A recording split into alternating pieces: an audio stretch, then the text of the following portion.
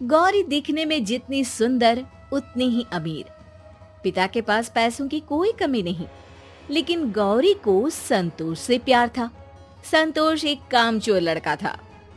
पापा, मुझे संतोष से शादी करनी है। संतोष वो जिससे तुमने मुझे मिलवाया था?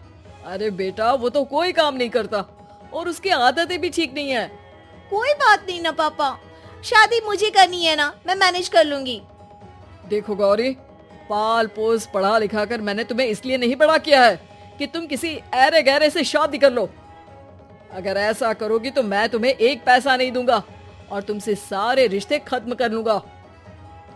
गौरी पिता की बात संतोष को बताती है।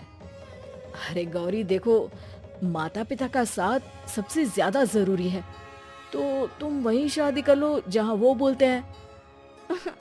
लेकिन मैं तुम्हारे बिना कैसे रहूंगी? हम शादी कर लेते हैं ना, बाद में तो सब मान ही जाएंगे। देखो, रह तो मैं भी नहीं पाऊंगा, लेकिन मैं नहीं चाहता कि अगर वो ना माने तो तुम जिंदगी भर परेशान रहो। खैर, गौरी की शादी विवेक से हो जाती है, सरल, सुंदर और मेहनती। लेकिन एक दिन गौरी के फोन पर संतोष का फोन आता है। संतोष, तुम मुझे फोन मत किया करो, अब ये सब ठीक नहीं है। मेरे पति बहुत अच्छे हैं और मैं उन्हें धोखा नहीं दे सकती। हाँ हाँ गौरी, वो तो मैं भी नहीं चाहता। बस मैं मर रहा था तो सोचा तुम्हें बता दूं। तुम्हारे जाने के बाद मुझे ना भूख लगती थी ना प्यास। अब तो मैं इतना कमजोर हो गया हूं कि कभी भी मर सकता हूं। गौरी इमोशनल हो जाती है। नहीं नहीं संतोष, जीवन जीने का ये तरीका ठीक नहीं। अपने आज को संवारो प्लीज। क्या करूं, पिता की बीमारी में काफी पैसे लग जाते हैं, कुछ बचता ही नहीं। तुम मुझे अपना अकाउंट नंबर दो, मैं तुम्हें कुछ पैसों की मदद कर देती हूँ। जब तुम्हारे पास पैसे आए तो लौटा देना। अरे नहीं नहीं, मैं इतना भी बेगैरत नहीं हूँ जो अपनी गौरी से पैसे लूं। तुम ठीक बोल रहे हो। संतोष सक पका जाता है। अरे नहीं नहीं, मतलब तुम इतना जिद कर रही हो तो दे दो, लेकिन हाँ, अकाउंट में नहीं, कैश लेकर तुम खुद आओगी मुझे देने पैसे। मैं अपनी गौरी को देखना चाहता हूँ। अब क्या था, बेचारी गौरी पति के नेक होने के बावजूद भी संतोष की चालाकी भरी बातों में फंसती चली जाती है। गौरी, ये हार कितना सुंदर है।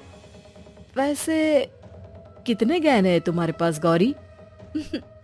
बहुत। पापा की इकलौती थी तो नए गहनों के साथ दादी और माँ का खानदानी सारा गहना मुझे ही मिला। फिर पति भी ज्वेलर्स है तो यहाँ से भी अच्छा खासा। करोड़ों के गहने हैं मेरे पास। अच्छा, लेकिन रहते तो सारे पति के पास ही है ना? अरे नहीं नहीं, क्यों भला?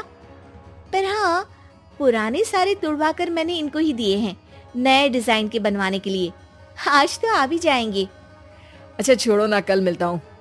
आज जरा पापा को लेकर अस्पताल जाना है। अच्छा सुनो, कुछ पैसे हो तो आते ही लौटा दूंगा मैं। नहीं, कैश तो बस ये 20-30 हजार ही है। दे दो, फिलहाल इतने से ही काम चला लूंगा।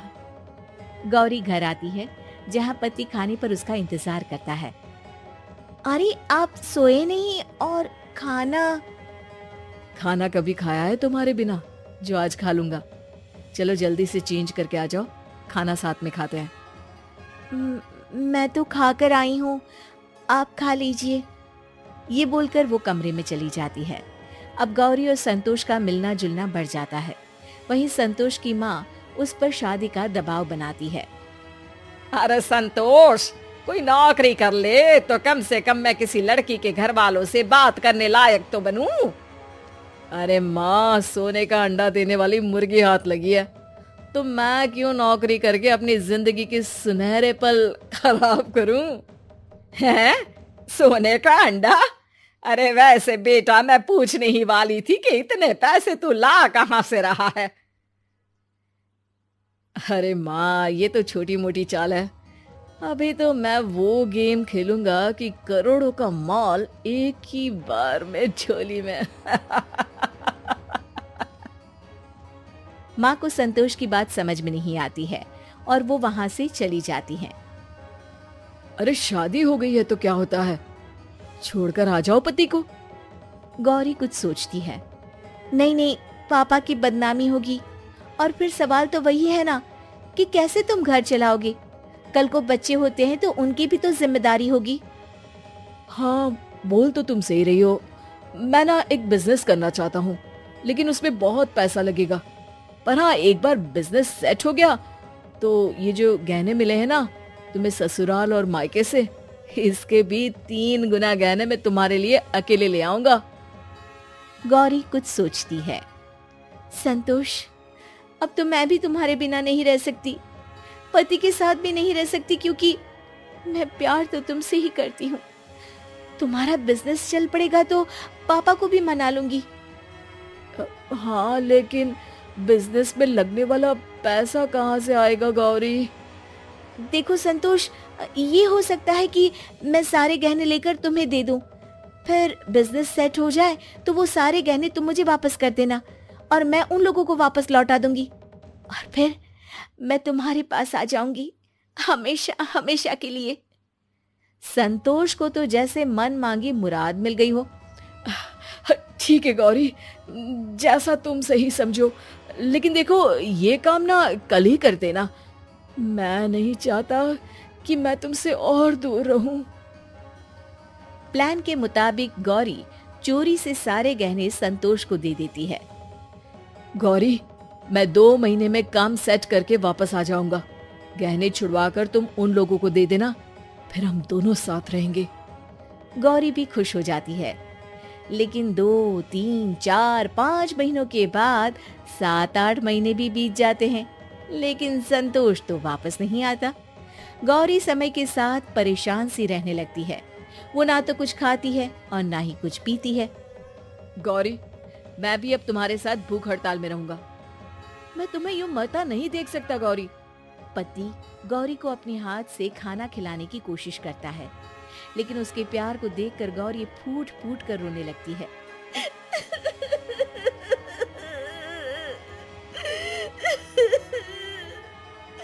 मुझे माफ कर दीजिए, मैं काफी शर्मिंदा हूँ।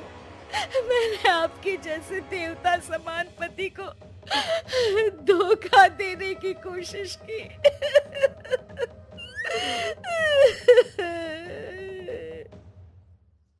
गौरी, मैं सब जानता हूँ, तुम्हें रोने की कोई जरूरत नहीं है। वो इंसान गलत था, ये तुम्हारे पिताजी ने मुझे पहले ही बता दिया था। बस मैं ये इंतजार कर रहा था कि तुम्हें समझ में आ जाए। तुम समझ गई हो, बस अब मुझे क्या चाहिए? लेकिन मैंने उस धोखेबाज आदमी को गहनों का पूरा बैग दे दिया था, जिसमें मेरे मायके और ससुराल के मिलाकर करोड़ों के गहने थे। तुम्हारा एक एक गहना मेरे पास रखा है। मैं समझ चुका था, इसलिए मैंने गहनों की डिजाइन भी बदल दी और तुम्हें नकली गहनों का बैग मैंने दे दिया। असली वाले तो मेरे पास है। और वो असली गहनों का बैग गौरी को दे देता है। गौरी खुश होकर पति के गले लग जाती है। अच्छा हुआ कि वो नहीं आया, वरना पता नहीं मैं कैसे आपके जैसे पति को दोबारा पाती। अरे मेरी बीवी, ऐसे थोड़े ही जाने देता मैं आपको।